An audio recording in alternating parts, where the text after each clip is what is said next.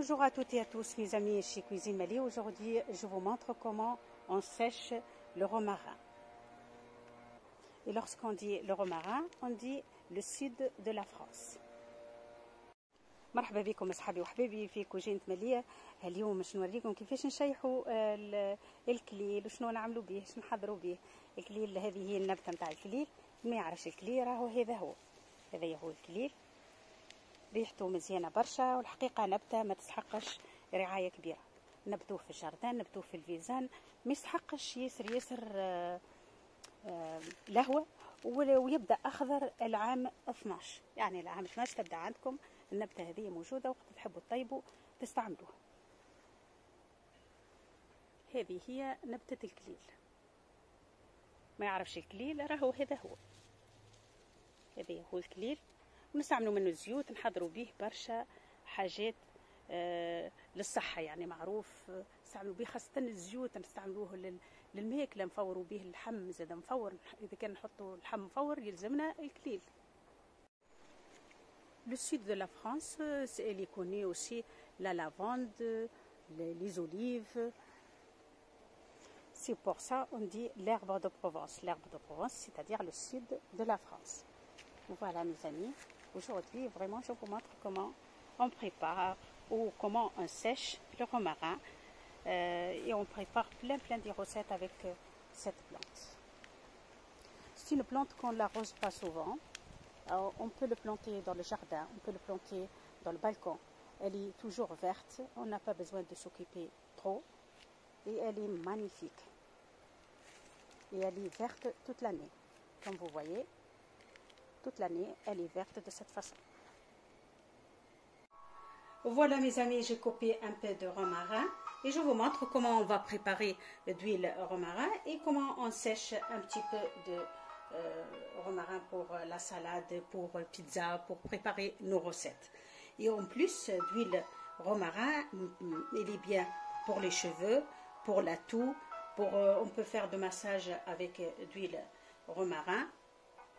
Surtout l'hiver, c'est bien pour la toux d'huile romarin. Perte de cheveux, ça c'est efficace. Lorsqu'on perd les cheveux, on utilise cette huile. Elle est très efficace. Douleur de genoux, on peut masser avec d'huile romarin. Voilà, aujourd'hui, je vous montre comment on le prépare. Tout d'abord, on va laver les branches de romarin, les feuilles plutôt.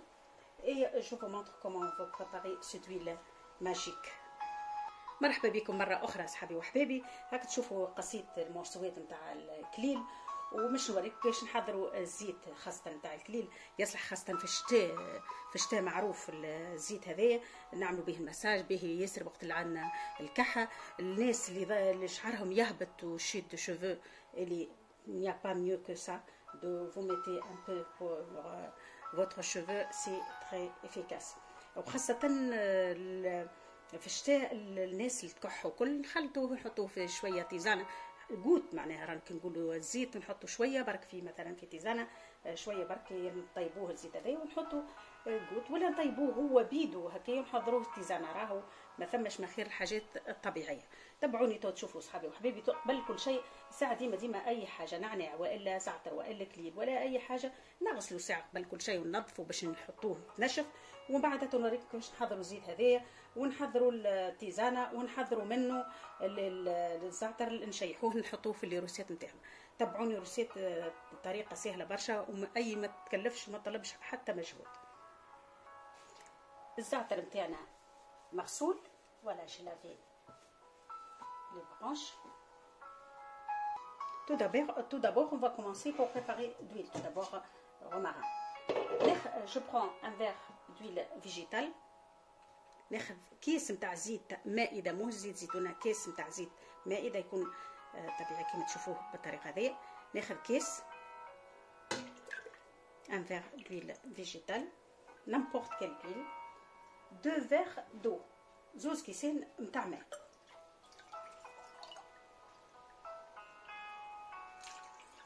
نحط زوز كيسين نتاع ماء.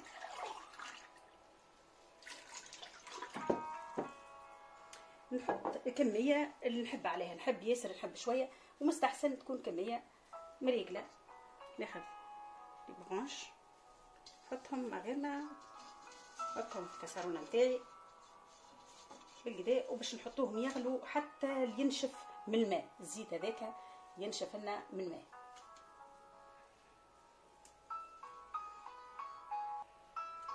Voilà mes amis, une fois que j'ai mis les 2 verres d'eau vert d'huile végétale, les feuilles de laurier, on va le couvrir, on va le laisser sur le feu jusqu'à il n'y a plus d'eau, ça reste que d'huile, c'est tout.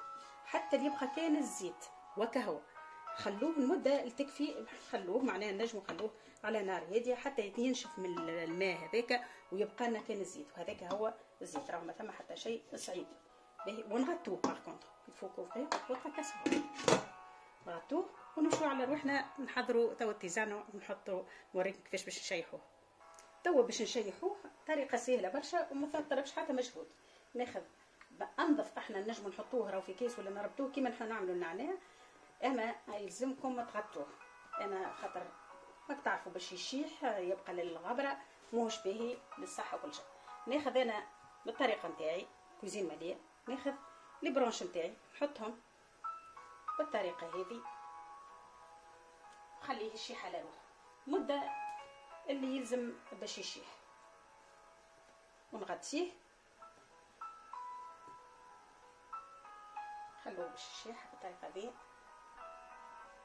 الاخر باش نحضروا به تيزانه ونخلوه يشيح على روحه، مانيش مزروبين عليه. Voilà mes amis, voilà, je le sèche de cette façon, tout simplement. Il n'y a pas plus facile que ça. Et je le couvre de cette façon pour le protéger, tout simplement. On peut le laisser comme il est, dans un verre, de cette façon. Mais il y a la poussière et tout, je préfère non. Je le mets de cette façon, et comme ça, je suis tranquille. وما فماش ما انظف من الطريقه هذه، تغطوه تمشي على رواحكم مده 8 ايام 10 ايام، ومن بعد راهو تنحوا منه تنحوه الورق هذاك وتحطوه في دبوزه وكهو. هذاك هي الحكايه، ما فماش هذيك هي. نستعملوه للبيتزا، نستعملوه للمرق الزعره، نستعملوه لعده وصفات الكليل راهو. ونجموا نشيحوه بالطريقه هذه زاد كيف انا نفضل ديما نشيحو بالطريقه اللي وريتكم الاولانيه، ونجموا نشيحوه بالطريقه هذه. Voilà, on peut le sécher de cette façon.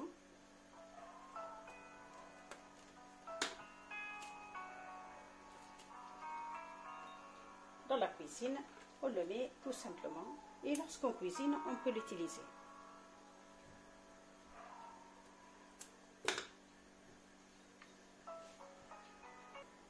ما فماش ما اسهل من الطريقه هذه. نحطوه في الكوجينه بتاعتنا ونستعملوا وقت الحشر.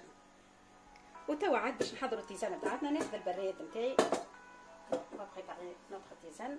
Je prends quelques feuilles, c'est lavé. الكلي كيما شفتوا تغسل. نحط ورقتين ما نكثرش كي نحضر التيزانه. faut pas mettre beaucoup, 2 feuilles. Par exemple 2 feuilles pour 6 personnes. Il faut pas mettre trop. والزيت نتاعنا كيما تشوفوها كتيب على راحته. Voilà notre huile dans ma casserole, ça cuit doucement jusqu'à il n'y a plus d'eau. حتى اللي يقرر كيما نقولوا احنا ما عادش يقرر الزيت هذاك ويخرج صايي، راهو صايي الزيت احضر. كيما تشوفوا هكا الكاسرونه يغلي الزيت، يبدا في عقله ما نخليه على راحته.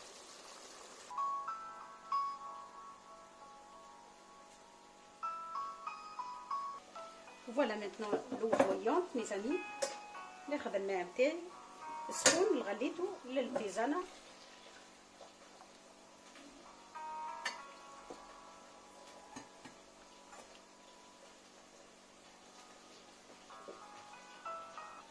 On va les laisser se reposer. Voilà mes amis, je vous montre notre romarin lorsqu'elle est sèche, que je l'ai préparé d'avance. هذا هو الكليل اللي حضرته بالمسبق. إن فوا راهو شاح نرحيه بالرحا والا نحطو بيدي. انا نعمل ضربه برك بالميكسور نتاعي سي بون. Voilà, je l'ai préparé d'avance.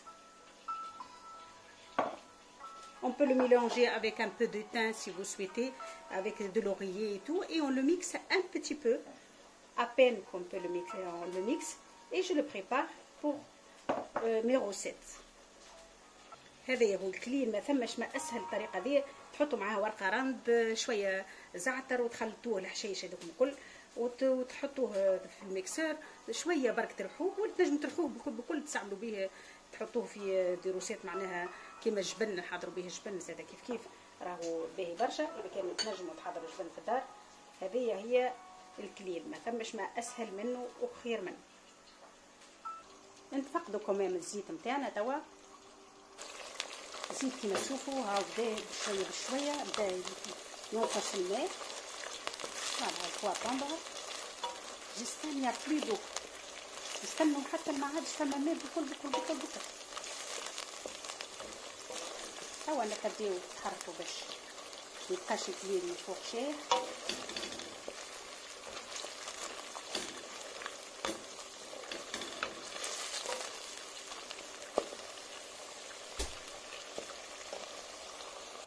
هذه التيزانه بتاعتنا حضرت.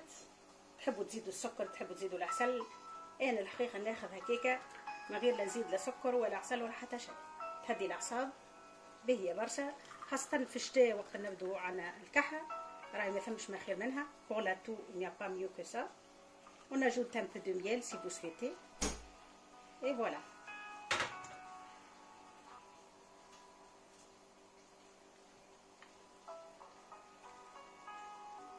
كيما تشوفوا صحابي وحبايبي ما فماش ما خير من تيزانه في الشتاء، خاصه التيزانه هذه حاجه روعه، خاصه اذا كان عندنا قريب ولا عندنا حاجه معناتها غيوم ولا حاجه، راهو ما فماش ما خير منها. وانا الحقيقه الكلين نخلطوا مع تيزانه شويه شويه شويه، ونحضر كل ليله قبل ما نرقد التيزانه نتاعي بالطريقه هذه. راهو ما فماش ما خير من الحاجات طبيعيه.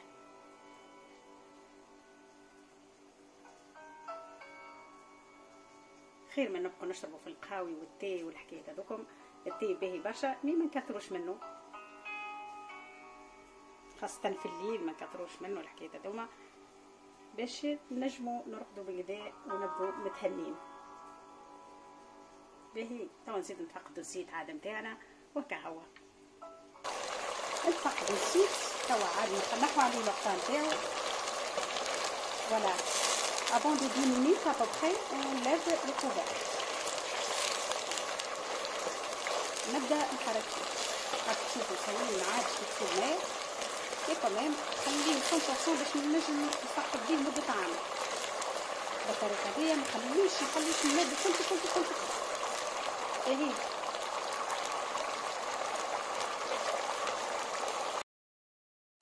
توا كيما تشوفوا نحي البرونش هذوك الكبار نحيهم باش ما يتحرقوش، باش الزيت ما يجيش محروق.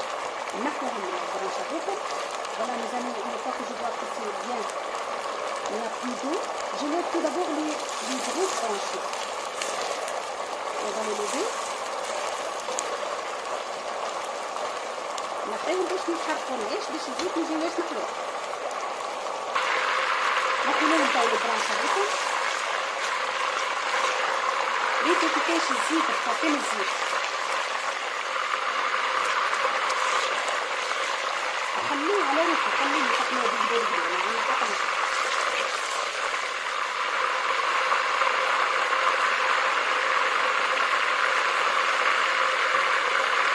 إذا كان يشوف الكليب نتاعي قوي برشا نجم راهو نزيد الزيت، نجم توا نزيد الزيت ونخليه يتخلى بالبرد.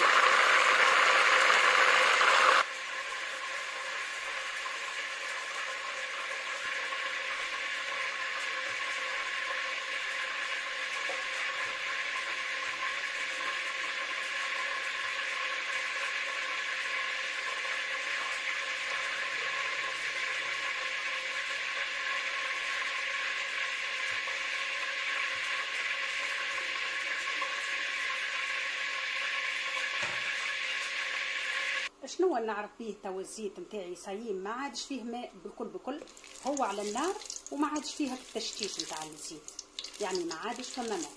هذاك نتاكد لي الزيت نتاعي 100% ما عادش فيه ماء. راك تشوفوا فما فرق بين بكري وتوا الزيت معناها ما عادش يتشتش. هذاك باش تعرفوا الزيت صايي تنجموا تصبروه مده عام عامين الوقت اللي تحبوا عليه نتوما تعبوا في دبابز او تصحبوا بيه راهو دواء صافي، خاصه شيت دو شوفو نيا با ميو كو سا. نحضر تو كاسرونه باش نصفي فيها الزيت نتاعي، ونحضر الصفايه ونرد بالي وقت نجي باش نصفي الزيت نتاعي. ردوا بالكم الكاسرونه زيت سخون، ردوا بالكم.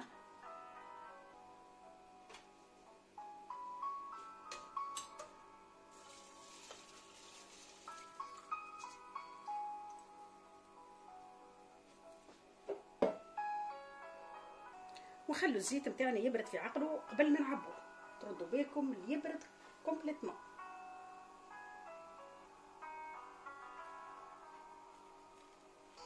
الزيت نتاعي برد، نزيد نعاود نصفيه مره اخرى مستحسن باش نبدو متهنين اللي هو نصفي بالكدا.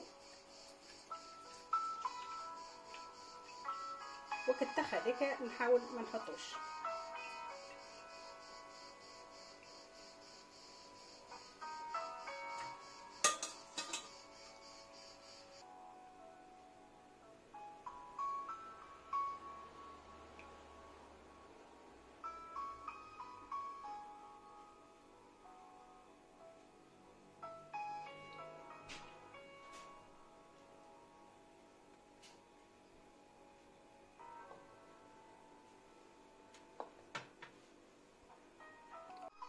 Voilà mes amis, comme vous voyez notre vidéo elle est à la fin. J'espère que vous avez aimé.